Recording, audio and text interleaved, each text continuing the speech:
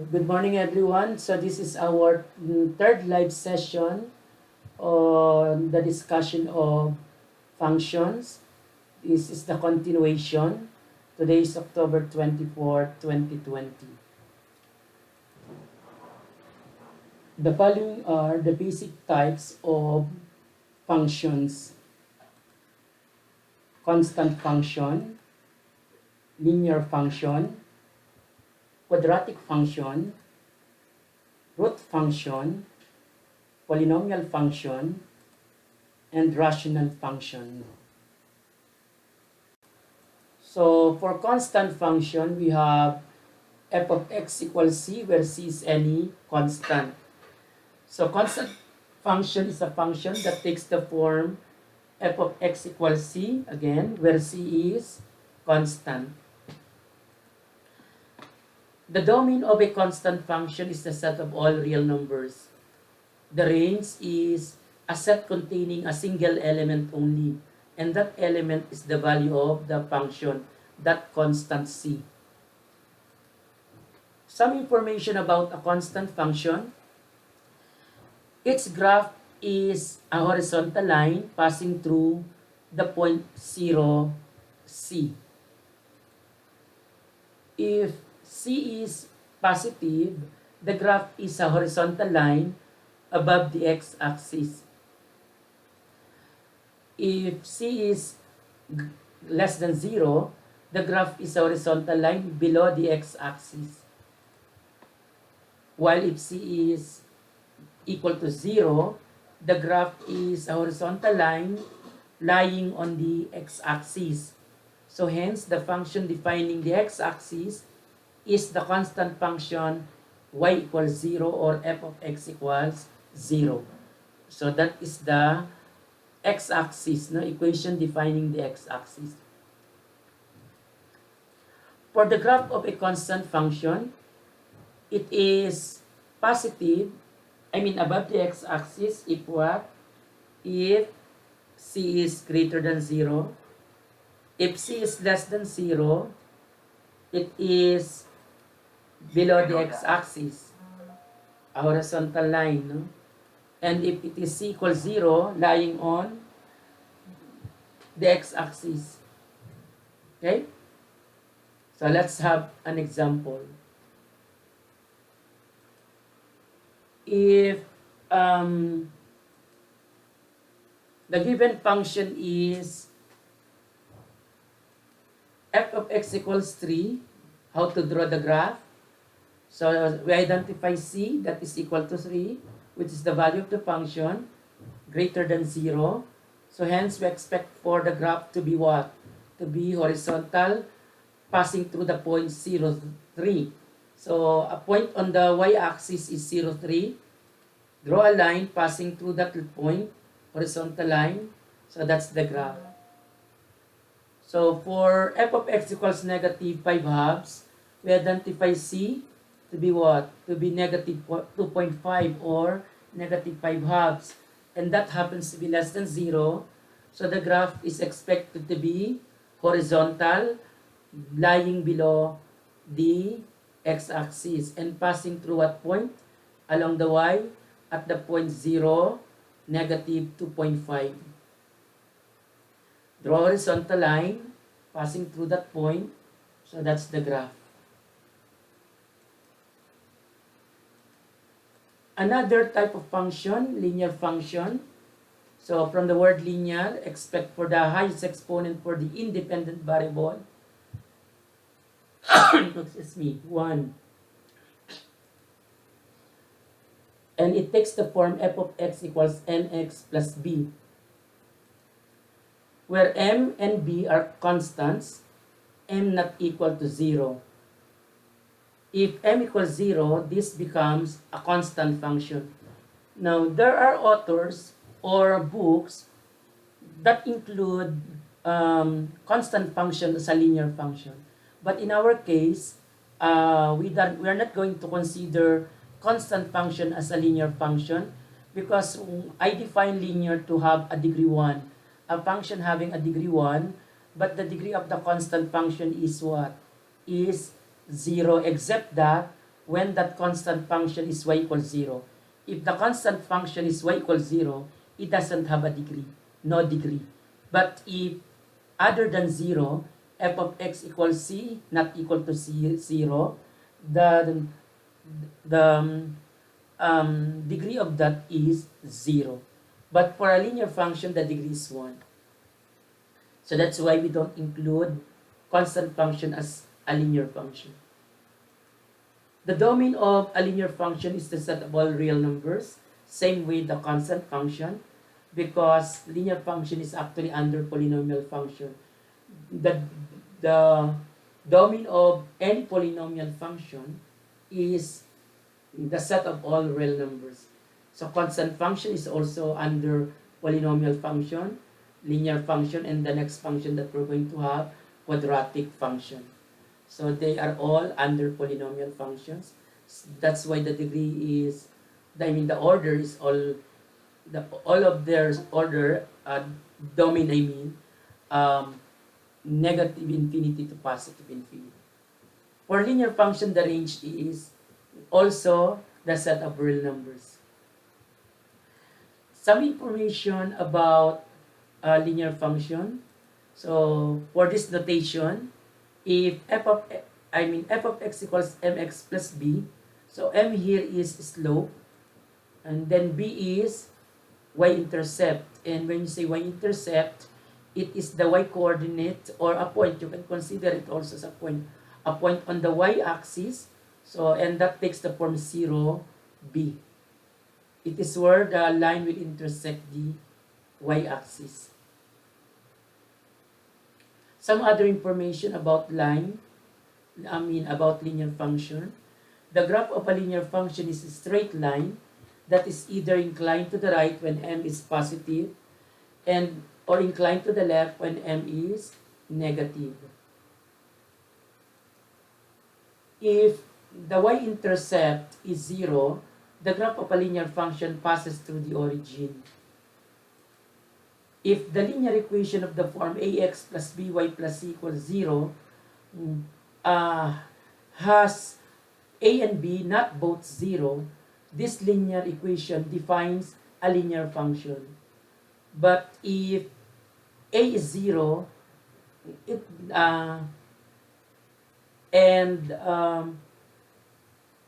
b is not 0, it defines a constant function.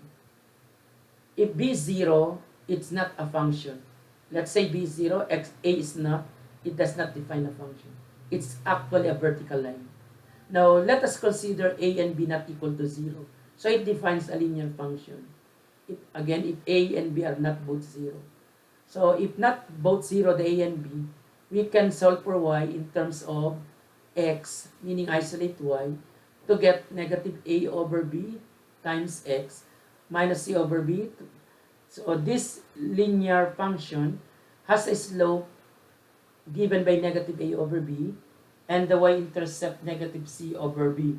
You can also consider y-intercept a point 0, negative c over b.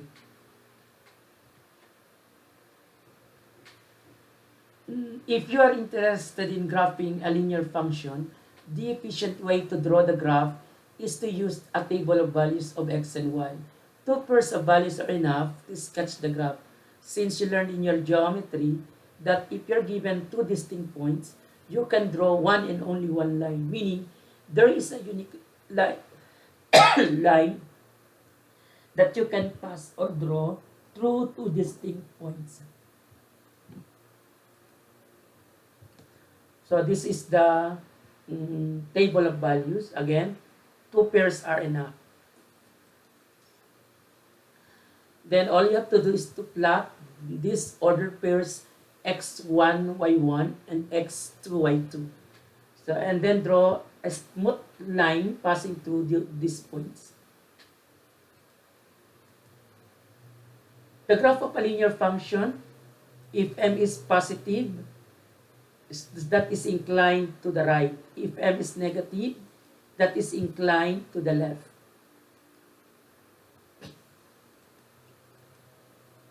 Let's have example. Draw the graph of the given linear function. So we have three linear functions given. So let's start with letter A. F of x is equal to x minus 2. Let it be y. Now to be able to draw the graph, let us prepare a table of values. We are going to assign value to x, solve for y. So let's say x is 0. When x is 0, what is f of 0? Negative 2. If x is, let's say, positive 2, so we have 2 minus 2, y is 0. So the following ordered pairs are obtained, 0, negative 2, and 2, 0. Let us plot these points now. So starting with negative 0, negative 2. So that is along the y-axis. 2, 0 along the x-axis. So pass a line passing through these points. So that's now the graph. Okay?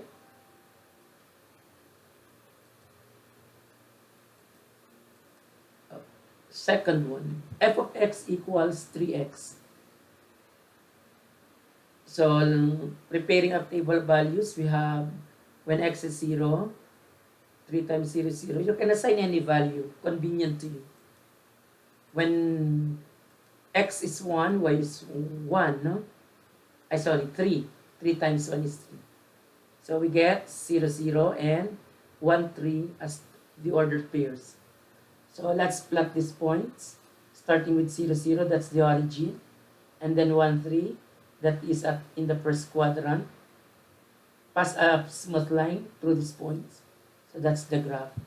So it is rising up to the right or inclined to the right because the slope is positive.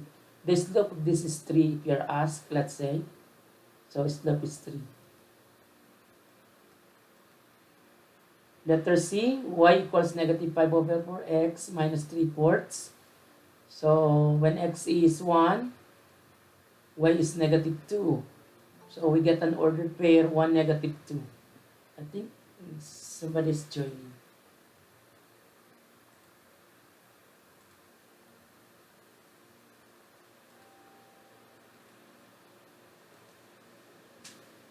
So when x is 1, substitute negative 5 over 4 minus 3/4. So that is negative 8 over 4. So y is negative 2. When x is negative 3, we get what? Negative 15 minus 3, negative 18 all over 4. So that is positive. When x is negative 3, that is 15 minus 3, no? 12. So, divided by 4, positive 3. So, these are the obtained ordered pairs. Plot these points. 1, negative 2, fourth quadrant. Then, third quadrant, negative 3, positive 3. Pass a line, smooth line passing through this point. So, we get this as the graph. So since the slope is negative, expect that it is inclined to the left. Example, next another one. Draw the graph of the linear equation 2x minus 3y plus 5 equals 0. Let us prepare table of values. 2x minus 3y plus 5 equals 0. Isolating negative 3y, divide by negative 3. So this is the obtained linear function in its slope-intercept form. We call this slope-intercept form.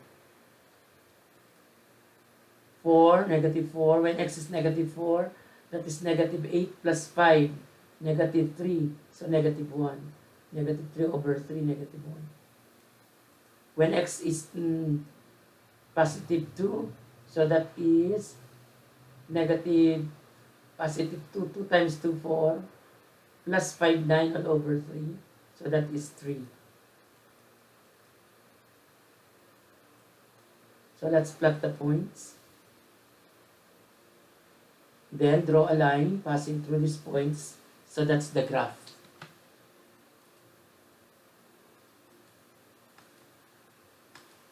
If f of x equals 4x plus b and f of negative 2 equals 9, what is the value of b? So we're given the function f of x equals 4x plus b, but there is another condition.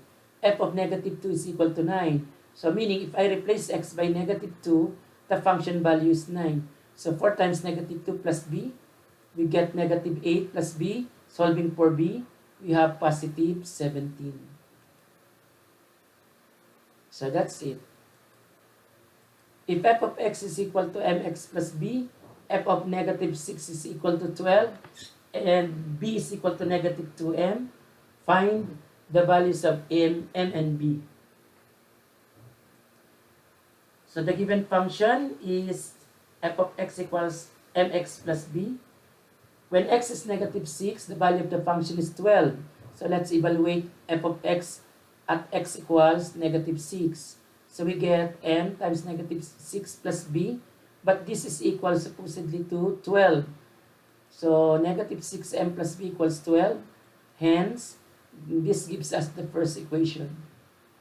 The second equation, we have b equals negative 2m. So this is a given information. So the relationship between the 2 and m. Let us solve them simultaneously, applying substitution technique. So from equation number 1, we replace b by 2m, negative 2m. So negative 6m plus b, what is b? Negative 2m, then equals 12. So this is negative 8 equals 12. Hence, we have m equals negative 8 over, negative 4, 3/4 or 3 halves. Negative 3 halves. When we divide by negative 8. What about b? So b is equal to negative 2 times m. So negative 2 times negative 3 halves. So simplifying, b equals 3. So that's these are the values of m and b respectively.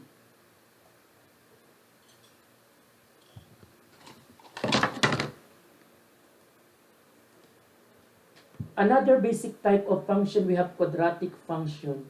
From the word quadratic, so it means the highest exponent for the x or for the independent variable is 2. So the quadratic function takes the form of f of x equals ax squared plus bx plus c. We call this the general form actually of the quadratic function, where a, b, and c are constants, a not equal to 0. So that is the general form. So the reason why a is not equal to 0, because if a is 0, it becomes a linear function or a constant function. If b is also 0, a constant function. The domain of a quadratic function is negative infinity to positive infinity, that interval. To get the range, if a is greater than 0, the range is given by this formula. This infinite interval close from the left, no? So meaning we include this 4ac minus b squared all over 4a. So this is the starting point, then going to the right, or starting value of y. So if you're on the y-axis, going down. Going up. Because starting here, going to positive infinity. The range is given by this formula if your a is less than 0. If the coefficient of this quadratic term, the numerical coefficient in the quadratic term is negative, then we have this. Actually, you don't need to memorize this. As long as you know how to find the vertex of the parabola and knowing whether it is the maximum or minimum, you will be able to get the range immediately. Some information about a quadratic function. The standard form of a quadratic function is y equals a times the quantity x minus h, and this is squared plus k. So, the graph of a quadratic function is a parabola opening upward or downward. Upward when a is greater than 0. But when the coefficient of the quadratic term is less than 0, the parabola opens downward. The vertex of the parabola is given by hk, where h is equal to negative b over 2a and k is 4ac minus b squared all over 4a. The graph of a quadratic function is symmetric with respect to the vertical line x equals h. And it's called its axis of symmetry or axis of the parabola. The graph of a quadratic function intersects the y-axis at the point 0, c. So, remember in the general form, the last term, the constant term is c. So, it is where the graph will intersect the y-axis at the point 0, c. The graph of a quadratic function may or may not intersect the x-axis. Let's say it intersects the x-axis. So, it intersects the x-axis in at most 2 points. So, either 2 points or 1 point. And of course, possible not to be intersected. So, if it is intersected at 2 points, the x-axis, it is intersected at points where x is equal to negative b plus or minus square root of b squared minus 4ac all over 2a. Okay? Now, if the obtained values here are, let's say, distinct, so intersected at 2 points. If you have one value, meaning the values are the same, what you will be able to solve, ang tawag ng double root, so there is only one intersection with the x-axis. And if the roots are imaginary, of course, it does not intersect the x-axis. Notice the expression b squared minus 4ac. We call that discriminant. So again, if the discriminant, by the way, you can determine whether there are 2 roots or 1 root or no real roots for this equation. No? If the discriminant is equal to 0, the quadratic function has only one x-intercept, which is the point negative b over 2a, 0.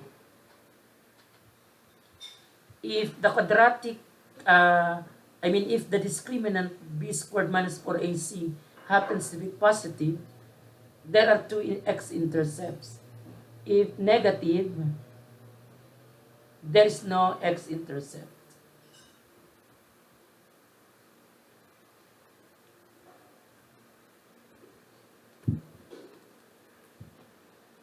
A quadratic function has a maximum value or a minimum value, one of them.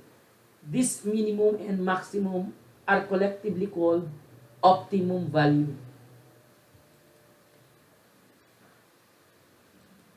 How to get the optimum value? Now, to get the optimum value, we have to assign a value to x equal to negative b over 2a. This is actually the x-coordinate of the vertex. Because the vertex, it is where you will get either the maximum or the minimum value of y.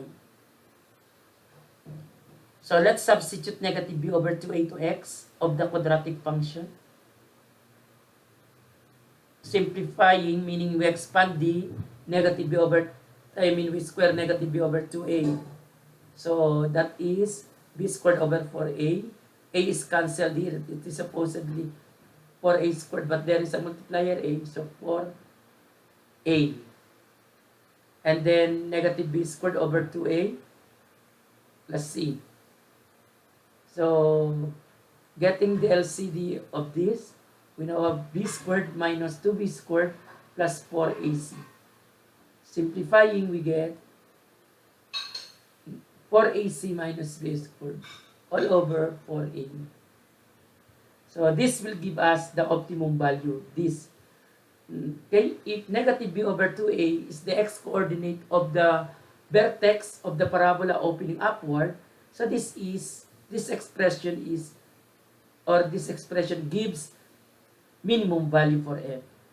if um, the vertex is going downward, and meaning the parabola opens downward, the vertex, the x-coordinate of the vertex, negative b over 2a, will give us the, if vertex opening down, no, it gives us maximum value. How to reduce a quadratic function into standard form? That is into a x minus h quantity squared, then plus k. How to reduce in that form? F of x equals ax squared plus bx plus c. We assume, of course, that a is not equal to b. Let us complete the square in the first two terms. So by adding what? A term that will make this binomial a perfect square trinomial. So we add what? Half the coefficient of b over a. What is 1/2 of b over a? B over 2a. Then square it. That's what you're going to add. Half the coefficient of the linear term. So that is b what? Over 2a ang half. Square it. Anong square niya? That is what you're going to add. B squared over 4a squared. Of course, we added something, so you have to subtract. But what we added is actually b squared over 4a because there is a multiplier a outside. It is actually for b squared over 4a na lang. Cancelled ang a. And of course, that's what we are going to subtract because what we added is just b squared over 4a, not over 4a squared. So b squared over 4a. Yan. So that's what we are going to add so that there is no effect in the value. I added and subtract. So this is now perfect square trinomial times this. And then this takes now the form of a x minus h quantity squared plus this is b, no? So which one? This is our k, I mean. So x minus h quantity squared, this is our k. This value of k will give you either maximum or minimum. This expression gives minimum if a is positive, if the coefficient here is positive. If the coefficient here is negative, this a, this gives us maximum, this k value.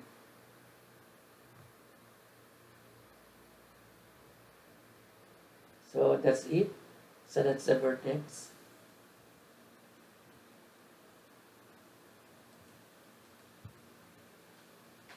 So let's take a look at the graph of a quadratic function. If a is greater than 0, the graph is opening upward. So there it goes, the vertex. It is where you can determine the maximum and minimum value of the given function. If the given function is, let's say, has a positive coefficient for x squared, opening upward, and giving minimum value for the function. That's the vertex. That's the value of the y mean h. This is the axis of symmetry or axis of the parabola. If a is less than 0, that's how the graph looks like. So instead of giving minimum value for y, it gives maximum value for y.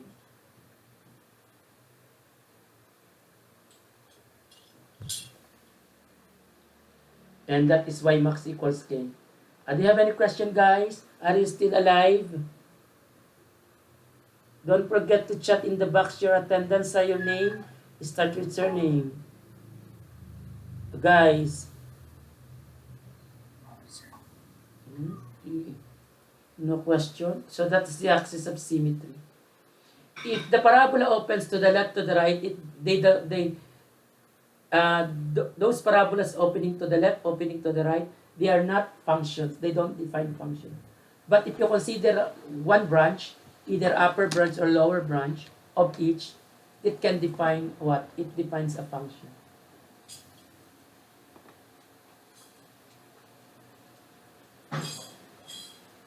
Determine the vertex, axis of symmetry, optimum value, meaning either mean or max, no?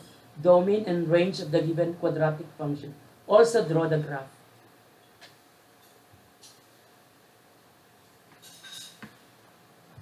So we have two items.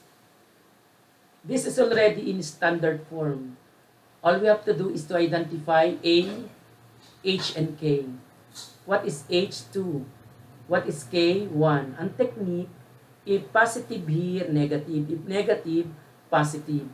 X minus H. So H is 2. So again, what's the technique? If negative inside, positive. If positive, negative. But for the K, as is. Kung negative, negative. Kung positive, positive. Vertex. The vertex is therefore 2, 1. Take note of x equals 2, that is H2. So that will give us the x-intercept. The axis of symmetry. So axis of symmetry, x equals 2. A is greater than 3. A is equal to 3, greater than 0. Therefore, the parabola opens upward. So if opening upward, the y-coordinate of the vertex will give us the minimum because opening upward. Negative infinity to infinity, the domain. The range is from 1 to positive infinity because going upward. No? So you get the one from the vertex that is here. So that is the K value. If it is in general form, value of what? Value of 4AC. So that is 4AC minus B squared all over 4A, which is the K, no? So let's draw the graph. We assign values to X, solve for Y. Now when you assign values, I think for are enough together with the vertex. So all in all, 5 points. 2 to the left of the x coordinate of the vertex and 2 values to the right of the x coordinate of the vertex. So the vertex is at where? The vertex is at what? Let's go back. What's the vertex? 2. So I'm going to assign to the left ng 2 to 1 eh. To the left ng 2, 1 and what? 1 and 0, no? 0, 1, right, 1 and 0. And to the right, 3, 4. So those are the values that you're going to assign. So when x is 0, so f of 0 is 13. When x is 1, we get 4. When x is 3, the value of the function is 4. When x is 4, so again, that is 13. So the following are the corresponding ordered pairs or points. This is vertex and 0, 13 is the first pair. We get it from the first ordered pair. So here, 1, 4, 3, 4, 3, 4, and then 4, 13. Let's plot these points beginning with the vertex. And then to its left, we have 0, 13. Another, we have 1, 4. To its right, we have 3 fourths. 4, 13. 4, 13. Not 3 fourths, sorry. 3, 4. Not 3 fourths. So, pass a curve or trace a smooth curve passing through these points. So that's it. No? That's the graph. It continues to this direction. No? It goes upward without end. Let's have the second one.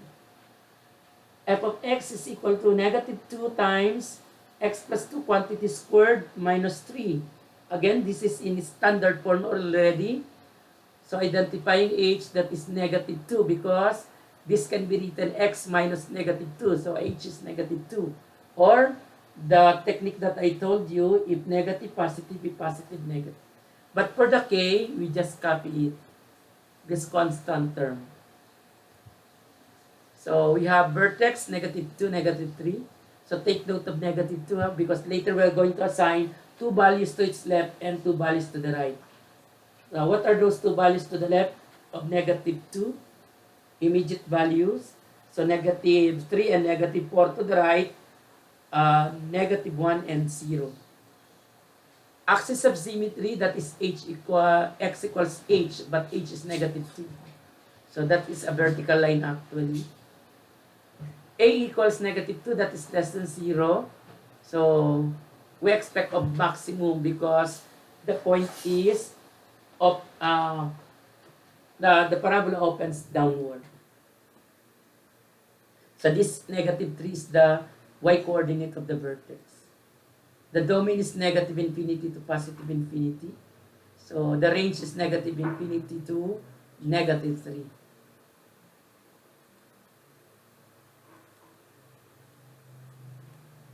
Preparing a table of values, we have, so again, those are the values that I assigned.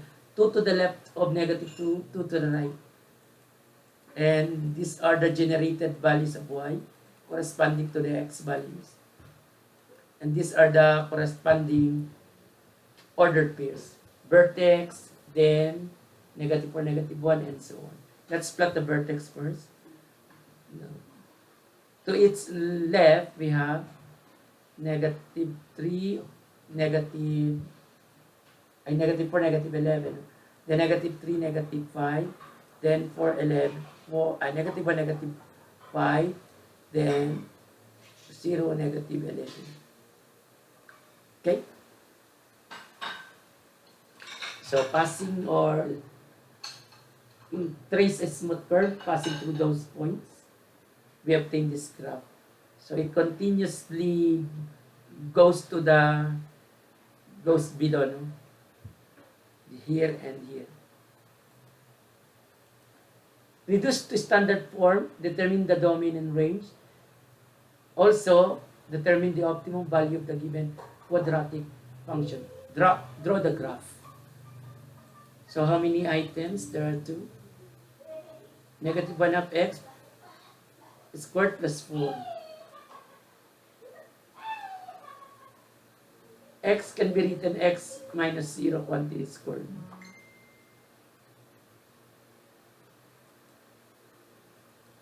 So that is already in standard form. So h equals 0, k is 4. Vertex 0, 4. Take note of 0, 4, especially the 0. To the left niya, 2 values, negative 1, negative 2. To the right, 2, positive 2.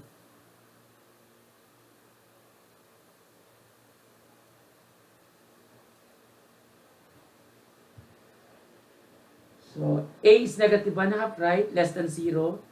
So the domain is negative infinity to positive infinity. Then we have, because less than 0, negative 1/2 is less than 0. So it means the parabola opens downward. So from the y value of the vertex, so then going down. So negative infinity to positive 4. That's the range. Optimal value or optimum value of f given by y max, no? Optimum value is maximum value. So what is y max? Guys, ay, walang salita. 4. So it is 4.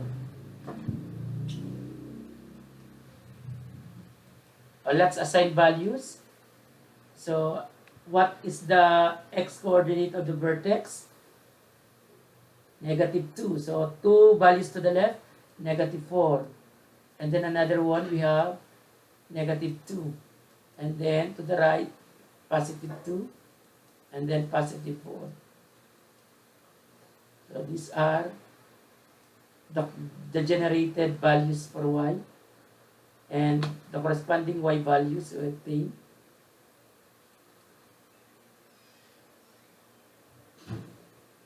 So let's now plot these obtained points, starting with the vertex to its left, to its right. So the axis of symmetry happens to be the x equals 0, but not all the time.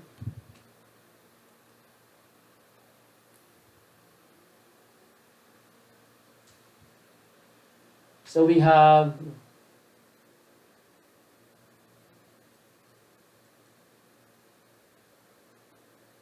the second one. 4x squared plus 12x plus 2. So this is, when reduced to standard form, is equal to 4 times x squared plus 3x plus 2. So let's complete. I factor out 4, no? From here, from the first two terms. I'm going to complete the square in the x squared plus 3x. So making it perfect square trinomial. How? By adding half the coefficient of the x. So that is 3 halves, then square it. So I add 9 over 4. But actually, what I added is not really 9 over 4. That is 4 times 9 over 4. So we add negative 9 because we added positive 9. That is 9 over 4 times 4. This is now perfect square trinomial. So from this perfect square trinomial, we get this factored form. 2 minus 9 is negative 7. This is k. And our h is negative 3 halves. So the vertex is negative 3 halves. Negative 7. Okay? So we are as of the domain. We are not as of the vertex, I think. No? What are the questions in this? Going back. I do not know the questions. Let's go back. Determine the domain range and optimum value. No? We are not as of the vertex. That's why I did not color it yellow. Those that I colored, those that are those that are as. So again, after that, we now identify the domain. Negative infinity to positive infinity. The range, since the parabola has a equal to 4, which is greater than 0, opening upward. So from k to positive infinity. So negative 7 to positive infinity. Optimum value. So since this opens upward, we get minimum value, which is negative 7. The value of k in the standard form.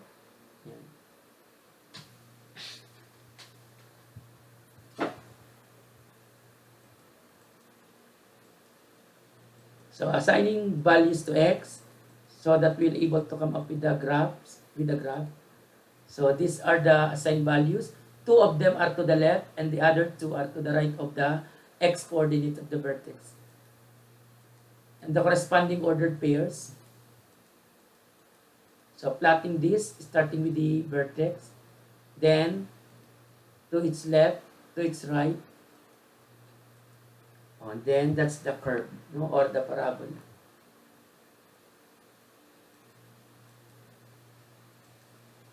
Given the function f of x equals 5x squared plus 17x minus 12, find the following without reducing to standard form.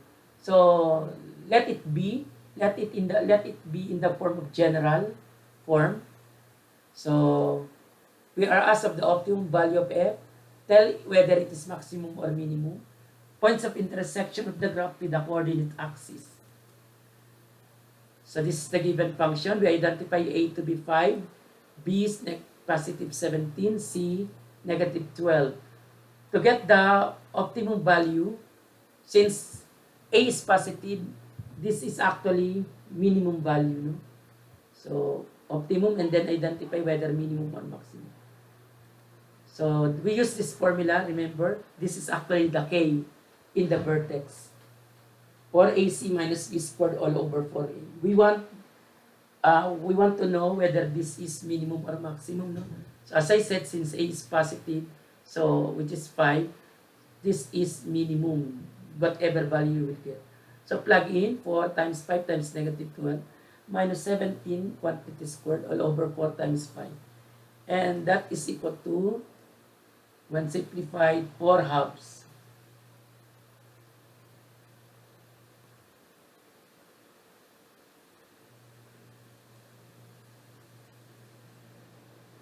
Again, ano yung F natin? Negative 529 over 20. No? Pag sinimplify ito. A is equal to 5, greater than 0. The graph of f, which is a parabola, opens upward. Therefore, the optimum value of f is minimum. That negative 529, I think, over 20. So that is minimum value. Is it negative 5 over 29? Over negative 5 over 20, negative 5 of 529 over 20. What about points of intersection with the axis? Y-axis, 0C, so 0, negative 12. X-axis, so we equate the function to 0. Solving for x, giving the function value 0, we get 5x minus 3x plus 4. So 5x minus 3 equals 0, x plus 4 equals 0. So x is equal to negative 3/5 or x equals negative 4. So these are the x-intercept, x-intercept. No? So intersected at what point? 3/5, 0,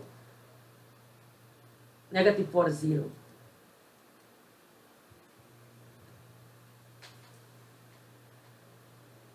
Let's say you're given a function defined by kx squared minus x plus 15. You are asked to find the value or values of k so that f of 4 equals negative 21. So given function, let's compute f of 4. F of 4 is k 4 times 4 squared minus 4 plus 15. So, and that f of 4 is equal to negative 21. So 16k minus 4 plus 15 equals negative 21. 16k is equal to 32 negative. So therefore k is what? K is negative 2. Okay? Another basic type of function. Still alive, children? Ha? Baka GMA 7 na pinanonood nyo, ha? Hindi na kayo nanonood ng lecture. Basic root functions. F of x is equal to a nth root of x. Now, where n is a natural number greater than or equal to 2. So, anong order ng radical? 2, 3, 4, 5, and so on. The domain of this is given by negative infinity to positive infinity. Same with the range, if n is odd. Now, if n is odd, this radical does not have any restriction. You can enter to x negative or positive or 0. If n is even, that's the problem begins. If n is even, the domain can no longer contain negative, no? So always 0 or positive, you assign to x. And the range, depending on whether a is positive or negative. If a is positive, this coefficient 0 is to positive infinity. If this a, the coefficient of the radical, is negative, so we have the range is negative infinity to 0. So we have k, another type of function, root function. F of x equals k multiplied to square root of ax plus b. Then outside the radical plus c. So that's my f of x. So that is under basic root function. We assume here that the coefficient of x is not equal to 0.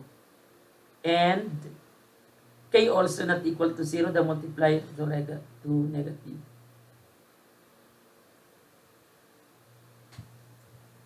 So again, k is not equal to 0, the multiply to the radical.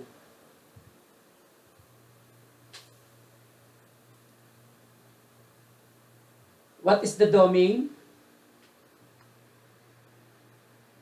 Set of all x such that ax plus b is greater than or equal to 0.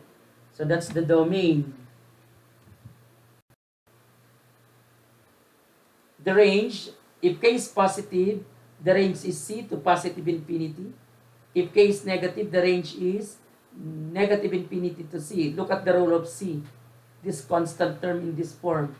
So this will give us the starting value either going upward or going down, no? Ang graph.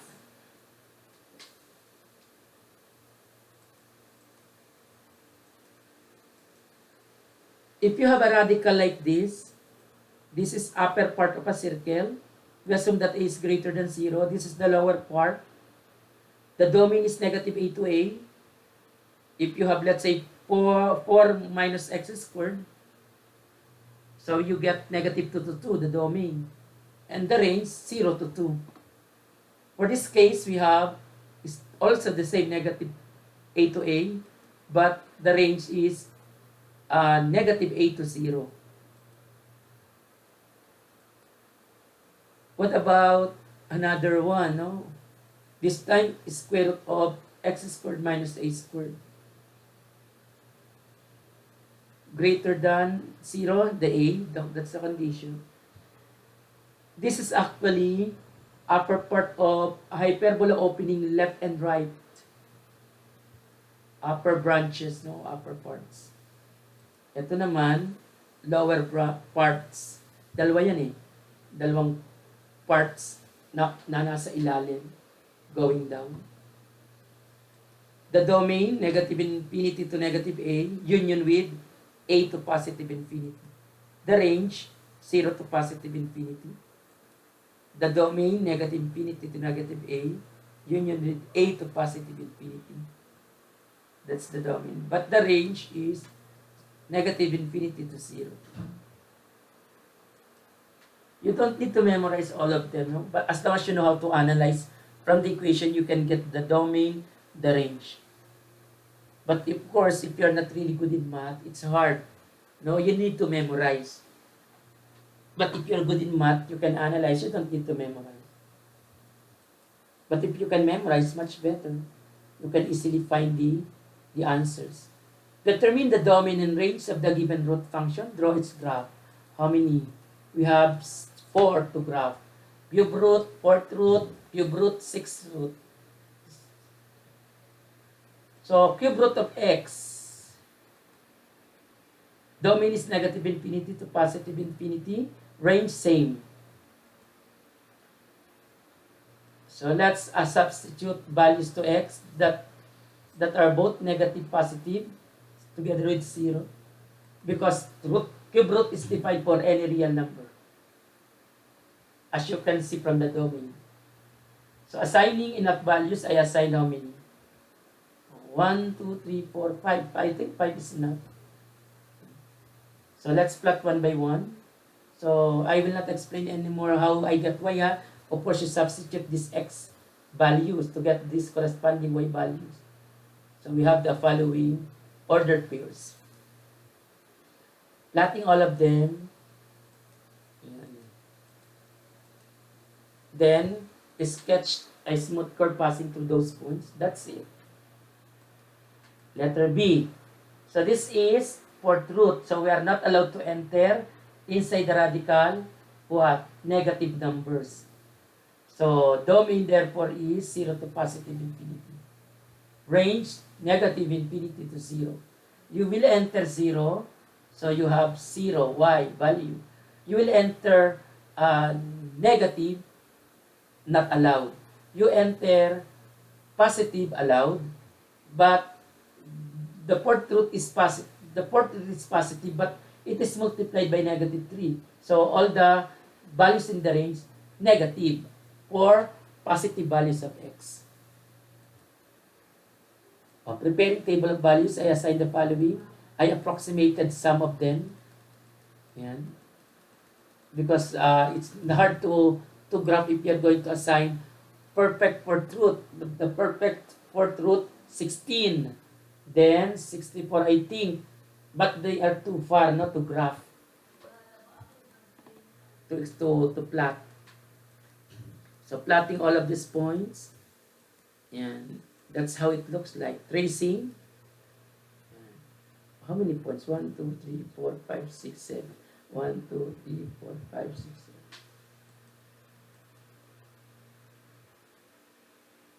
So this time another cube root.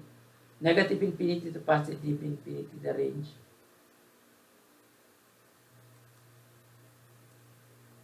Same for, so the domain and range, same, no? Assign values.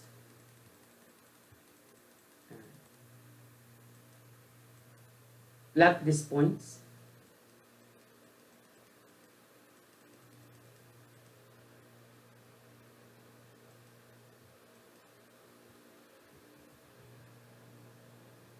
So did you see the graph, guys? Yes, sir. And see. Last for this one, then we'll have another root function. This is sixth root. So sixth root, even root, we are not allowed to enter negative. So only 0 positive numbers. So if you assign positive numbers, the sixth root is positive. Expect for positive values for the y, no? If 0, 0. So range therefore contains 0 and positive numbers. So assigning values, let us be passed. Because this is just computing, no? You enter value, you use calculator. And then you form these generated ordered pairs from the generated y values, assigning plotting points. Then we now have tracing them smoothly. There it goes. So obvious from the dominant range. So it goes to the right without end. Now what about another root function which we discussed? If you have this is upper branch if greater than 0, lower branch if k is greater than 0, lower branch if k is less than 0. So again, upper pag greater sa 0, pag lower sa 0, ang k, lower branch.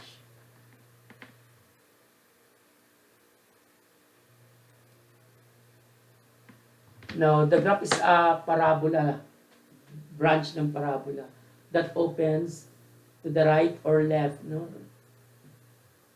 The graph of each branch starts from the vertex at y equals 0. Y equals c. At y equals c.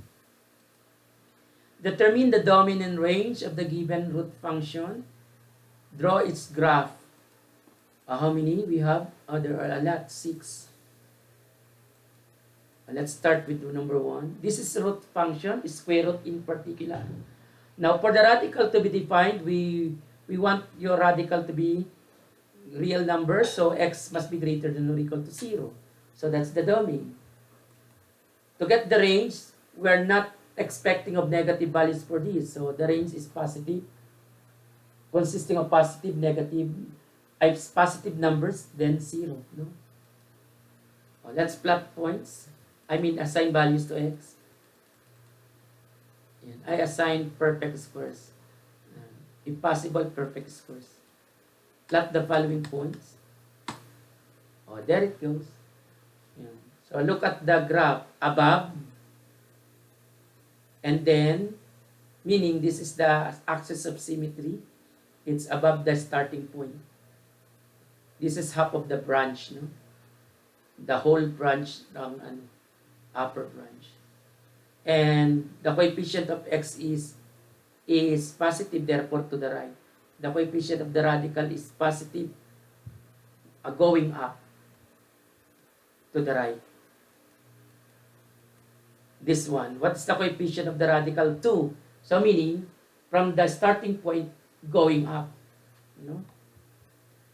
Now, when x is greater than or equal to 3, range 0 to positive infinity. So, because if you assign values to x that are greater than or equal to 3, you get 0 only on or positive. So, assigning values starting from 3, then going to 4, then 7, then 12. These are the generated y values together with the ordered pairs or points. Plotting them, starting with this. Yeah.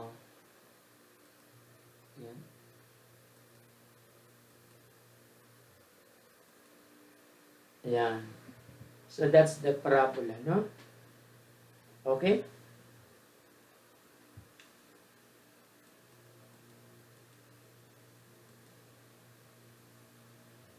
Or here.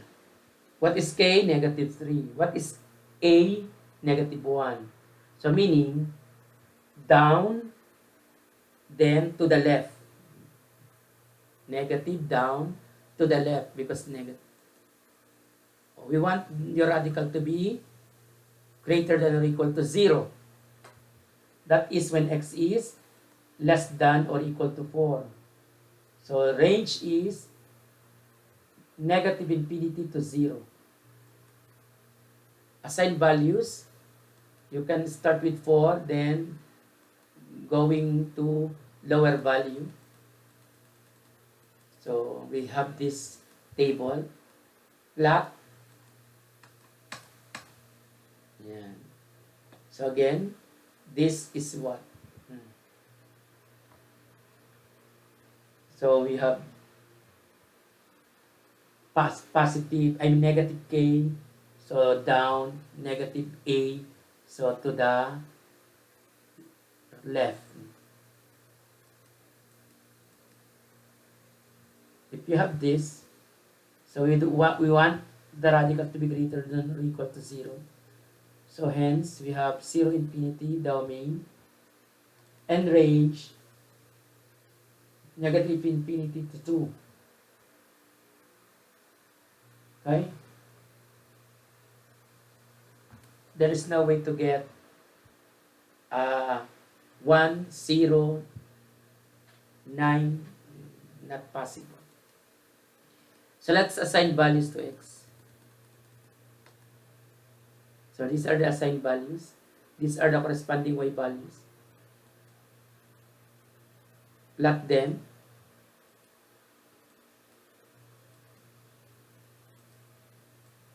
Then trace. That's it. So negative coefficient for the radical. So below the starting point.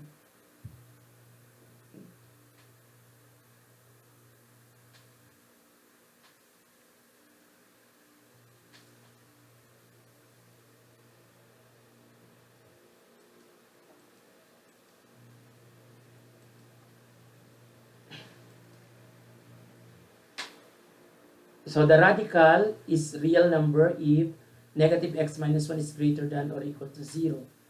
So that happens when x is less than negative 1. The range, it will start with this negative 1. Itong sin na to, C, ito yung pinaka-C. Start with that, then going down along the y-axis. So negative infinity to negative 1.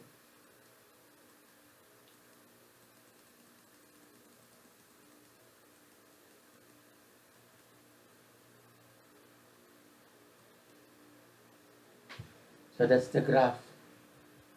See?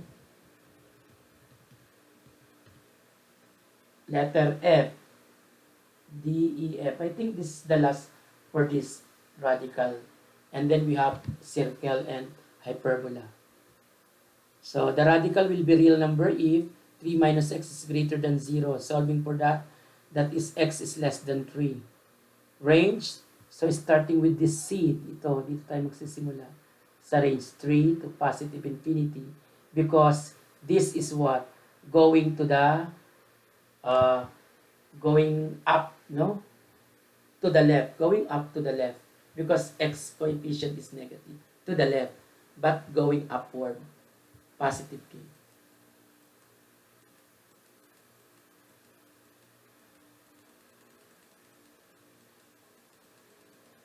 Ay, sorry. Masyadong bumilis. Yan. Okay. Next. What about if you have this? So these are the root functions that we discussed before, no? So the graph of this first radical, upper branch, and this one lower branch of a circle. So meaning semicircle.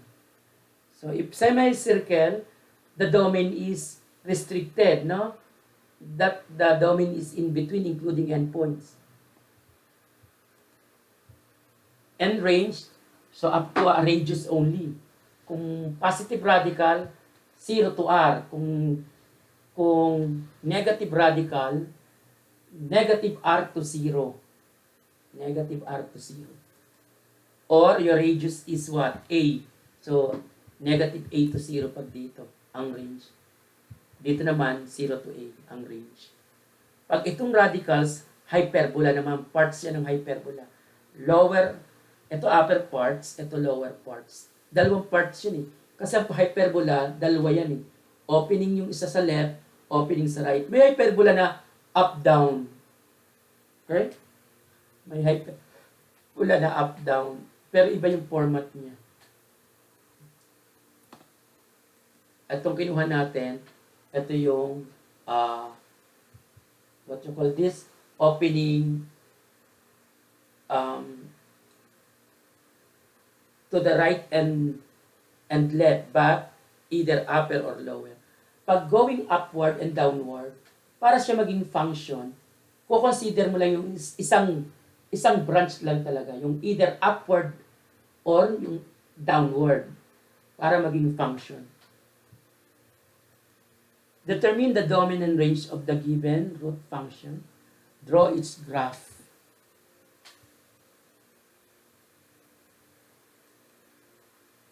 So how many? There are 4 to graph. So first one, this is a semicircle from negative 2 to 2. So the domain is from negative 2 to 2. Because a squared is 4, a is 2. The range, 0 to 2. Plot points from negative 2 to 2. Radical here is 1 square root of 3, I think is 1 point what? Square root of 3, 1.7, around 1.7. 1.732. Okay. Let's plot. Negative 2, 0. Negative 1 square root of 3. 0, 2. 1 square root of 3. 2, 0. Trace the path by a smooth curve. Yan. That's it. F of x equals negative square root of 25 minus x squared. A squared equals 25, therefore a equals 5. Because we want a to be positive. So negative a to a, negative 5 to 5 domain. Range, negative a to 0, negative 5 to 0, because this is lower part of the circle. Assigning values negative 5 to 5, these are the selected values. So these values generate these y values together with these ordered pairs. Plotting them, negative 5, 0, negative 3, negative 4, 0, negative 5, 3, negative 4, 5, 0. Then trace a smooth curve passing through these points. That's it.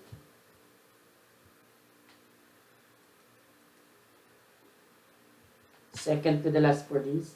We will not be talking about polynomial function because it's not easy to sketch graph of polynomial functions and rational functions. We will be graphing them when we go to calculus, so that we'll have a better graphs of the polynomial and rational functions.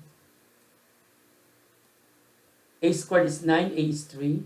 So what's the domain? Negative infinity to negative a, union with a to positive infinity. Or that is set of all real numbers except open interval negative 3 to 3. So 0 to infinity, your range. Because as x increases from 3, so this radical increases. This also increases as x decreases from negative 3. As x decreases from negative 3, so this radical increases again because we are squaring the x. So whether negative, positive, the square is positive, giving the radical increasing values. Assign values as long as you don't choose from negative 3 to 3. So you choose outside this interval. Or including negative 3 and 3 pwede rin. Kasi nasa domain yun. O plotting, there it goes, the plotted points. Tapos sa kabila, hindi yan connected. Ito yung isang branch, ito yung isa. Okay? Yan. Pag tinuloy nyo yan, merong pababa dito, dito rin merong pababa dyan. Parang dalawang opposite parabolas, no? Kung checkin nyo yung complete graph ng hyperbola. Last for this case, I think. Negative is square root, but it starts with a variable, so it is what? X squared minus 16 is square root of that, negative of this. So it is lower parts, no? Lower parts ng hyperbola. So we do not want this open interval, negative 4 to 4, that is to be removed from the domain. So these are the assigned values. Range is negative infinity to 0 because the radical is always negative or 0. Because of the coefficient of negative here. Plotting. Yan. They are what? Separated curves, no? Okay? So that's it for graphs of those basic functions. So let's now go back to other important things in functions. We have one-to-one. Are children still alive? That's the problem of having one meeting only. Unlike in other schools, they meet MWF or TTH, at least less time. In your case, you have one time in a week, one schedule. Most schools, they do it 1.5, 1.5. Okay? So this is better than just reading. So those who are modular, I don't think they will be able to survive. If teachers will be strict, I don't think they will pass the subject just by reading. I tell you, math is not a pocket book that you can read and understand very well. It's not like even watching. It's not like watching Korean telenovela that you will be able to understand it very well. So even it is online, listening to things like this, it's not a guarantee that you will be able to understand. You know, that's math. There are people who are really born with talent in math, no, gifted in math. There are people who are really find math difficult. But you take technical programs and you have calculus, so you should be what? Good in understanding mathematics because this is part of your curriculum. So if you are going to tell me this will not be used in your life or in work, I don't enroll it. And then if you don't enroll it, you will not able to graduate according to your program. And if you don't graduate according to your program, so it means this is really needed. No? A function f is said to be one-to-one if every element in its range corresponds to exactly one element in its domain. Again, what do we mean by one-to-one function? A function f is said to be one-to-one if every element in the range corresponds to exactly one element in the domain. So for every value in the range, remember this is already function. So you look at every value in the range. So look at the partner. It is partner with exactly one value in the domain. If that is the case, so we have a one-to-one function.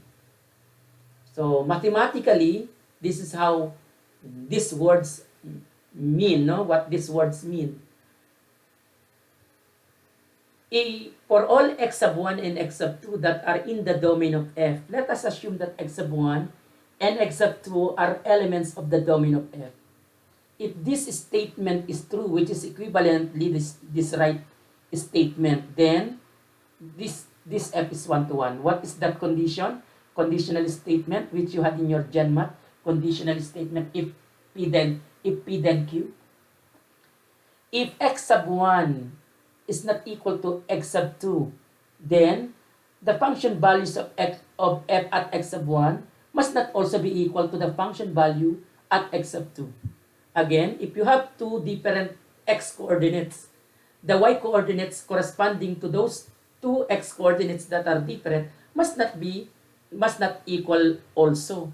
Must not be equal also.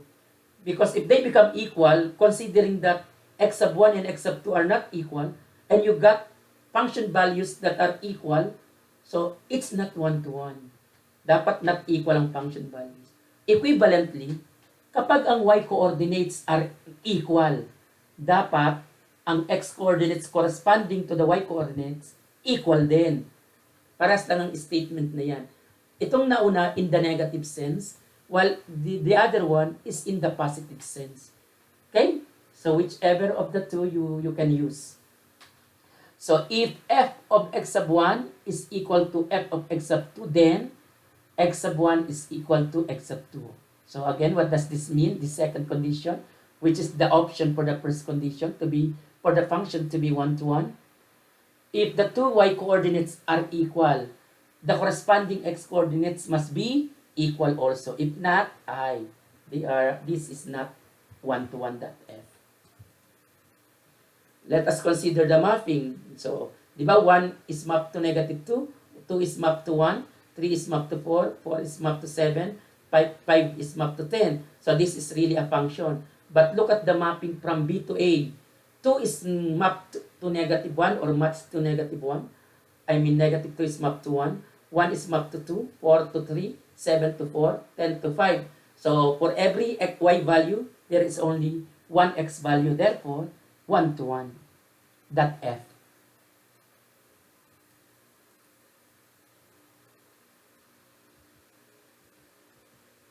Okay, so let's have an example. No? Let's see. I do not know if let's have this because this is about graph.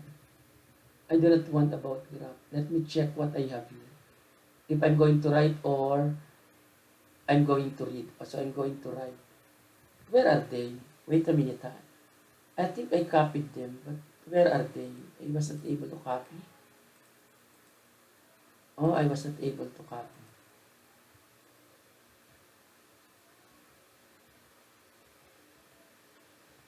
Let me check. I'll try to copy them so that I'm not going to write anymore. Because we don't have much time for the examples. No? Let me open it. I will be opening the file. What do you see on the board, guys? Huh? Quadratic function. Oh, okay, better. You're not seeing what I am looking at. I'm looking at actually a file.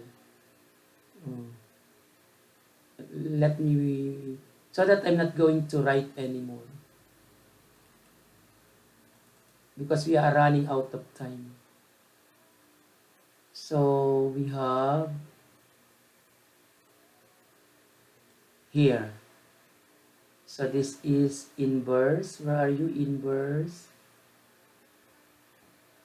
Where's the inverse? I can't find the inverse. Ito here. I'm going to copy something so that I'm not going to write anymore. Oh, here. 1. I think I need to copy up to this. So, 1, 2, 3, 4 files. Control copy. And then I will place it here. Oh. Do you see 1 to 1, right? Guys? Yes, sir. Oh, yan, here. 1 to 1, and this one. Okay, let me save it. I'm going to upload this, but I still have to check baka there is something wrong. Once I have finalized, I will be checking. Yan. Okay. So, examples, let's have this. Show that the given function is not one-to-one. How will you show that it is not one-to-one? First, your claim is it is one-to-one. Then you will come up with a contradiction. Okay? If you come up with a contradiction, it's not one-to-one. So assume that it is one-to-one. So let's have the following. So that's what we are going to do. We are going to assume that this is one-to-one. So you have to show that if x sub 1 is not equal to x sub 2, f of x sub 1 is not equal to f of x sub 2. What does it mean? You have to show that if two x values in the domain are not equal, then their y-coordinates, corresponding y-coordinates, are not equal also. But if you will come up with a contradiction at nag-equal yon, not one-to-one. Pero pag not equal, it is one-to-one. Okay? Let's see. So, f of x equals x squared. Let me think of two possible x values that are in the domain. Can you give me two values that are not equal? Kailangan makahanap tayo ng magko-contradict.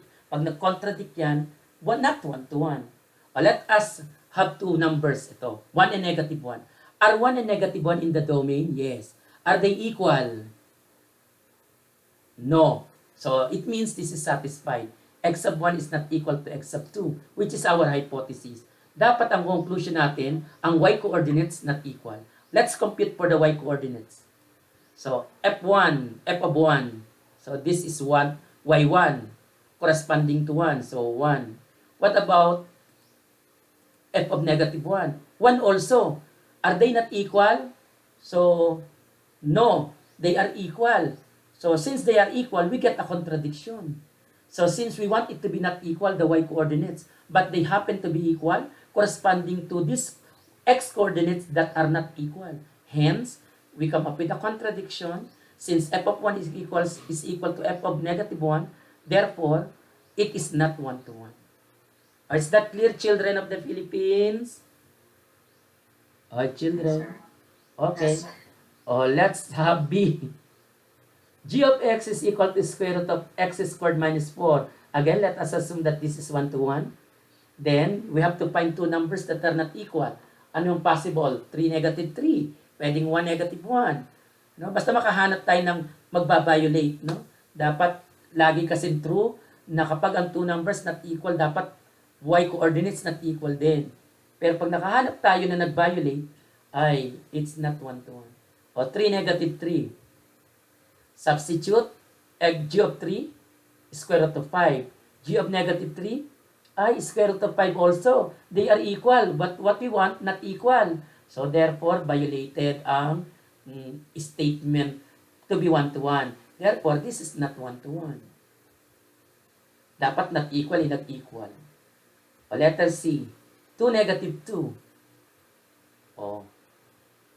Let's compute their y-coordinates, meaning h sub 2, tsaka h of negative 2. Negative 15, negative 15 pareho. So, therefore, h sub 1 equals h of negative 1. Contradiction, no? So, h is not a one-to-one function. Last one. Absolute value of x plus 4, that is capital F of x. Maghanap tayo ng dalawang values ng x na magbibigay ng equal value sa absolute value ng x plus 4. Para tayo makahanap, mag-assign tayo ng value ng f of x. Halimbawa, ang gusto ko maging value ng absolute value ay what? Kahit ano, ang gusto ko dito nilagay ko 2. Ang gusto ko ang value ng f of x ay 2. So, ano yung different values ng x na ang function value ay parehas 2? So, absolute value ng x plus 4 equals 2.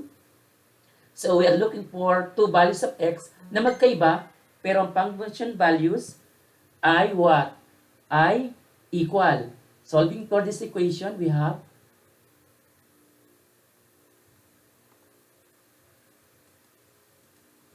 x plus 4 is equal to plus or minus 2. X equals negative 6. X equals negative 2 pag sinolve yan. X plus 4, removal of absolute value, plus or minus sa kabila. So, ang dalawang different numbers na nagbibigay ng equal sa 2, sa absolute value, negative 6 at negative 2, are they not equal? Yes. Pero ang kanilang y coordinates are equal. O, when f of negative 6 parehas 2. F of negative 2, no? So, violation. Dapat not equal. O, meron tayong nakuha ang dalawang different values of x giving same function values. So, not one-to-one. Let's have this one. Determine if the given function is one-to-one. Ito naman, one-to-one. Paano naman malalaman kung one-to-one talaga yan? Ang gagamitin naman nating condition, ang maganda, yung mag-start tayo sa equal naman ang y coordinates. Pag equal ang y coordinates, ano dapat ang conclusion? Equal ang x coordinates. So, let us say, equal ang kanilang y coordinates. Dapat x sub 1 equals x sub 2. O, gagamit na lang tayo ng arbitrary kasi kaysa naman, hindi naman natin mahahanap lahat ng yun na equal, no? Ang y coordinates. Ang hirap maghanap. So, gawin natin arbitrary. So, assume natin ang f of x sub 1 ay equal sa f of x sub 2.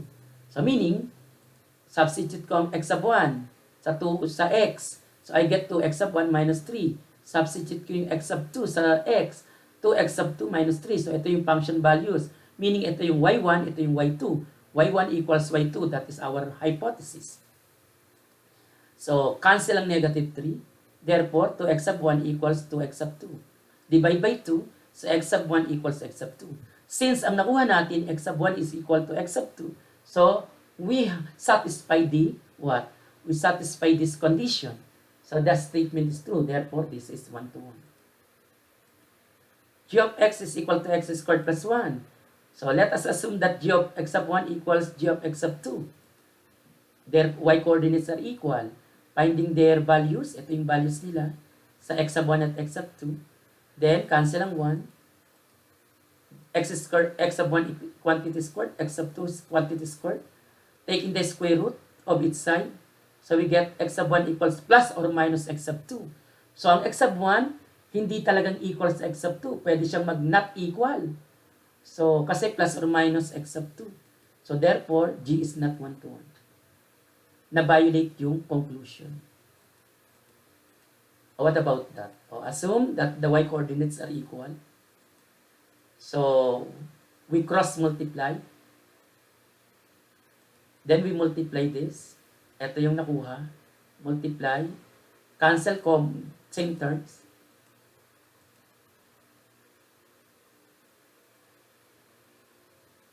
So, we have and this. Yan. So, ito no. Yan. Kita nyo nangyari. Yan. Ang natira. Then, transpose yung magkaparas na subscript sa left and right. Pagsamahin. And then, adding. Dividing by negative 14. So, x sub 1 equals x sub 2. Therefore, 1-to-1. O, ito. Assume second coordinates are equal. So, cancel. Then, divide by negative 3. Squaring each side. O, equal. Therefore, 1-to-1. O, ganun lang. What about if you're given graph? If you're given graph, children of the Philippines versus Aida Macaraeg, so there is a geometrical test to determine whether it is 1-to-1 or not, the given function. So, we call this horizontal line test. Ang vertical line test naman, pang-test yan, geometrically, whether the graph is a function or not. Meaning defines a function or not defining a function. So, vertical line test yun. Pang-test naman ng 1-to-1 sa function, kung 1-to-1, horizontal line test. A function is 1-to-1 if and only if every horizontal line intersects the graph of the function in at most one point. So, example, Dapat daw, kung may intersect ng horizontal line, ang graph dapat ilang points, hindi lalampas ng isa. O kaya pwedeng hindi ma-intersect, pero kung may intersect, sa isang point lang dapat. Let's look at this graph. Yan. Does this graph define a function? Yes. Okay? Kita nyo, mag-draw kayo ng mga vertical line. Wala diyang may intersect at 2 points. Kahit yung line nasa y-axis, di ba? Butas kasi yung taas. Sa isang point lang siya na-intersect lagi. Pero gumawa tayo ng mga horizontal line. O gawa tayo ng horizontal line na kukuha ko ng ruler. I will draw a horizontal. Nakikita pa ba, children? Yes, sir. Okay. O, yan. Gagawa ako ng horizontal line. Dapat, for every horizontal line na magagawa ko, may intersect saan. Dapat maximum of 1 point. Hindi pwedeng lumampas. O, yan. So, we have draw. O, di ba sa isang point lang siya na-intersect? O, dito. Hindi siya na-intersect. O, di ba? Hindi siya na-intersect. Kasi butas yun. Dito, hindi rin na-intersect. O, dyan, hindi rin na-intersect.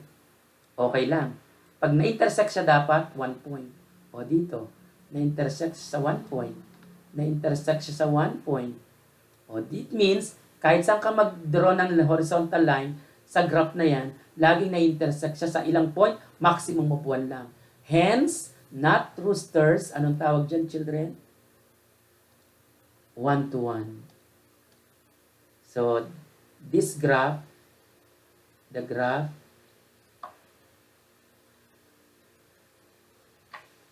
is 1-to-1. Is 1-to-1. 1-to-1. Okay? What about the second one? Ito. Draw natin. Ito. Okay ba? Okay ba pag... Ay, hindi okay. Check natin. Ano ba yan? Ayaw umokay.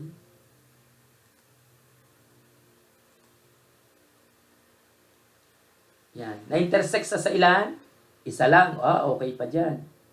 Dito. Hala. Ano ba itong ballpen na ito? Yan. Sa ilan siya na-intersect? Isa rin lang. Okay pa rin. Na?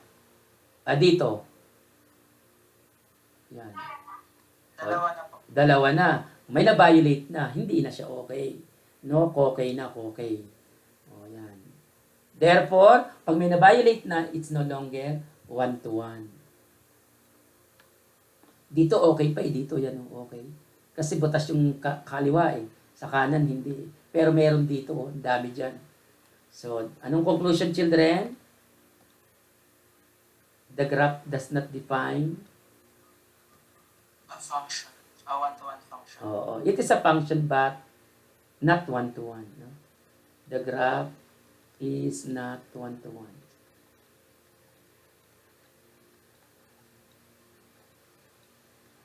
This is a function.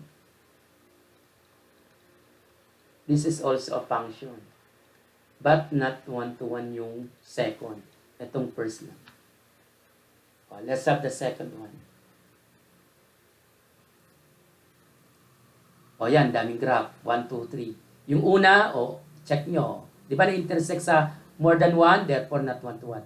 Yung pangalawa, hindi. Ay, na-intersect din. Sa dalawa, no? So, not 1-to-1. Itong pangatlo, hindi. Sa isang point lang lagi, 1-to-1. Okay now? Okay. Now, what is the use of 1-to-1? 1-to-1 is very important to define inverse of a function. Now, not all functions have inverses. When do we say that a function has an inverse? So, ito ang definition ng inverse of a function. Let's say we have a function denoted by what? Denoted by f. Yan, that is our function. Denoted by f. Now, so that's our function. Ayun, teka, wait. Parang sumobra lang. Yan. So, let's have animation. Yan. how do we define a function, inverse of a function? Let's say we are given a function f. So, if f is a one-to-one function, then its inverse, denoted by this, capital F, I mean f with superscript -1. That is how we denote inverse of f, if f has an inverse. And it is the function, that f inverse is the function formed by reversing or interchanging the coordinates of all ordered pairs of f. So, ibig sabihin, yung lahat ng coordinates ng f, kung siya ay one-to-one, obviously, meron siyang inverse at ang pangalan nun tatawagin natin f with superscript -1. At ang f with superscript -1 ay napoform, paano daw siya napoform? I-reverse nyo lang ang position ng x coordinates at y coordinates ng f. Kaya ang f inverse, ito na siya. Collection of all yx such that ang xy belongs to the function or to the graph of f. Yan. So, anong mangyayari? Lahat ng x coordinates magiging y coordinates ni f inverse. At lahat ng x coordinate magiging y coordinates. Okay? So, ang x magiging y, ang y magiging x. Meaning, ang domain magiging range. Ang range magiging domain ni inverse. If f is not one-to-one function, then f does not have an inverse. Kaya dapat siya maging one-to-one. So, we say f inverse does not exist. So, ito yung, by the way, ang notation, there is a quotient here. F with superscript -1 of x means inverse. Ang 1 over f of x, reciprocal ng function. They are not the same, ha? Properties of an inverse function. If f inverse exists, then ang f inverse is also one-to-one, automatic. Pag ang f inverse nag-exist, automatic one-to-one din siya. So they are both one-to-one, the f and the f inverse. That's why they are inverses of each other actually. Kung ang f inverse is a function and one-to-one, automatic ang kanyang ang f ay inverse din niya.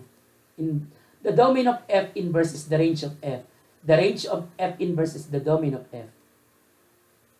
Yan. At one thing about the graph, ang graph ng inverses of each other, functions that are inverses of each other, symmetric with respect to the line y equals x. So, mag-draw kayo ng y equals x, yun yung line na dadaan sa origin, dividing the first quadrant and third quadrant into two subplanes. Kung ano yung graph sa taas, yung graph nung inverse function, reflection sa baba niya. Kung ang graph ay nasa baba, reflection sa taas yung f inverse. Example, determine if the inverse function of f exists. Solution. First, we need to determine if f is one-to-one. Yung x sub 1, let it be a. Yung x sub 2 natin, b. Ang ginawa ko lang ab instead of x sub 1, x sub 2. So, assume natin that they are equal. Di ba? Yun ang pan-test kung 1-to-1. Then, dapat ang A mag-equal sa B. Simplifying. So, we get, nag-equal ba? Let's see. Yan. Nag-equal. Therefore, 1-to-1. Since 1-to-1, guaranteed na ang F inverse exists. F is 1-to-1, therefore, F inverse exists. Paano humanap ng F inverse? So, itong steps. Yan. Pero hindi naman yung kailangang humakbang. Pag sinabing steps, it doesn't mean na hakbang kayo o tatapa. Given the function defined by y equals f of x, ito yung unang step. Solve for x in y equals f of x. Isosolve nyo raw ang x dito. Pag nasolve nyo na, papalitan nyo ang x ng y at ang y ng x. Kapag ang lumabas na function, at kapag ang lumabas na equation function, guaranteed yun ang inverse. Yan. Subukan natin. Example 1. Find the inverse of f of x equals 3 minus 4x if it exists. So, una, ilet muna natin ng y ang 3 minus 4x. Then, solve for x. So, solve natin yung x. Yun ang unang step. So, 4x equals 3 minus y. Divide by 4. 3 minus y all over 4. Ano raw ang gagawin ko? Second step, pagpalitin ng x and y. Ang x magiging y at ang y magiging x. Ang x naging y at ang y naging x. Yan, no? So, is this a function? Yes. Therefore, inverse yan. Para lang ma-emphasize na inverse siya ni F, papalitan lang natin ang pangalan. Ang pangalan niya, F inverse. Pero ito, actually, yan na yung inverse. Yung y equals 3 minus x all over 4. Gusto mo lang sabihin na inverse siya ni F, ito yung notation. Kung ang pangalan ay G nung original, G inverse ang ilalagay nyo lang. Pero kahit hindi nyo naman ilagay, okay lang. Kahit y equals 3 minus x all over 4. As long as this is a function, that's the inverse. Okay? So, pag ginraph niyo yan, symmetric ang graph niya with respect to the line, y equals x. Is that clear, children? Ika-graph natin later. Kahit isa man lang. Ayan. Find the inverse function of the given function if it exists. Yung una, let y equals negative square root of x minus 5. Solve for x. So, we square its side. So, square ng negative, positive na. Ang matitira na lang x minus 5. So, y squared. Solve for x. So, x equals y squared plus 5. Then, interchange the role of x and y. Ang x magiging y, ang y magiging x. Does this define a function? Yes. Therefore, yan ang inverse. Emphasize lang natin na inversion f. Yan. Siya rin yan. Number 2. Pangalan natin ng iba nga para pakakala nyo naman lagi na lang siyang si f. Yan. Pangalan natin si G. Yan. Capital G. Ito, papangalanin natin later, capital G rin.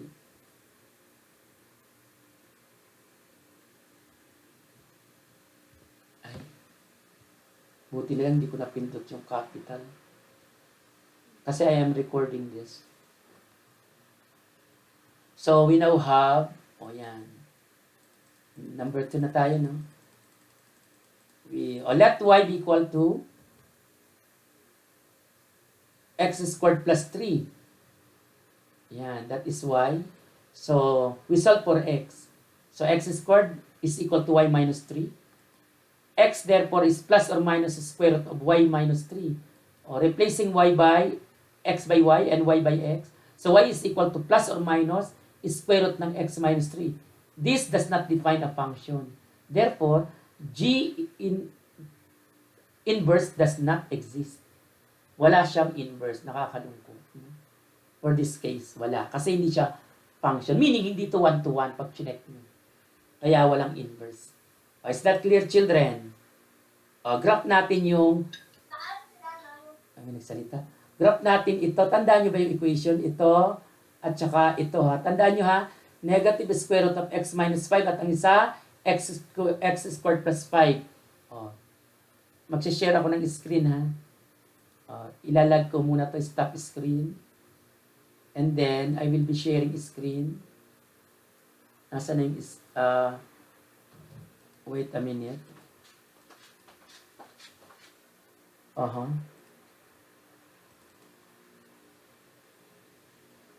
Then I will be sharing the screen.